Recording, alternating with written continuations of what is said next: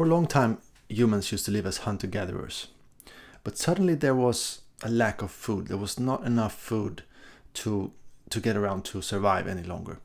So people needed to start experimenting with other ways of finding food. And you might have found yourself in a similar situation in your own life where you lose your job. There's not the way that you used to work doesn't work any longer. You need to find a new way of doing things. So these hunter-gatherers, they needed to have new ways of producing food, of having things to eat. So what did they do? They began experimenting with gathering seeds from plants. And why did some become much more successful in collecting seeds, cultivating seeds, and growing their own food? Why did modern civilization grow and develop much more in a certain area in the world? This area is called the Fertile Crescent, and it's around where Syria and Iraq is today. That's where the modern society started to grow and became the start of modern human civilization. What was it that made this area and these people so successful in doing this? And how could we apply that in our own lives? How could you apply that in your life? Well, it turns out that this area was so dry parts of the year, so that plants, they needed to live, they could only live 1 year. So they could not develop these huge trees that we have here in Sweden or other parts where we have cooler climates. But instead, it needed to be a crop or a plant that lived only 1 year and then produced a seed, a really big seed that could survive for the next year. This happened to be very good for us humans because then we could collect these seeds and start eating them. And when we planted them, we could then we could pick out the biggest ones, the ones that produced the biggest seeds, and plant them the next year and do the same thing over and over. So we had a fast way of starting to cultivate and picking out the ones that suited us best. You know, in other parts of the world, they also had similar seeds like this and similar plants, but not in the abundance that they had in this area. So that's why they could start to produce a civilization, because they started to have a surplus of food. They started to have more food that they needed to eat themselves. You know, and suddenly when everyone doesn't need to be involved in food production, some people could start to specialize in other things that wasn't specifically tied to producing food, but producing artwork or becoming an astronomist or a scientist, doing other things that help society to specialize.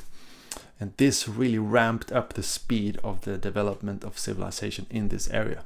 Well, how is this relevant to us today? How could we use this information? How can we learn from this history?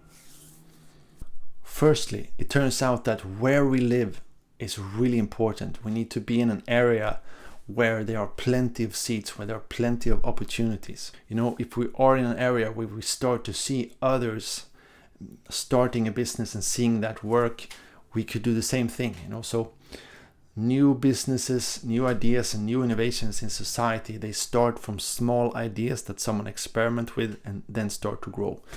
And we can either do the same thing ourselves, or we can copy someone else. We can see what they're doing and start doing the same thing as well.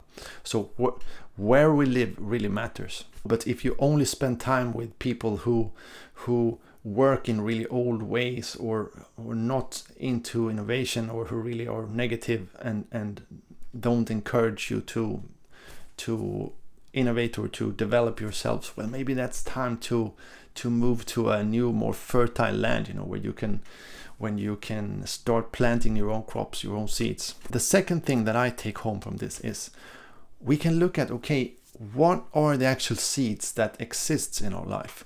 What opportunities are there in our everyday life? You know, it could be one of your hobbies that you could develop and start a business from that.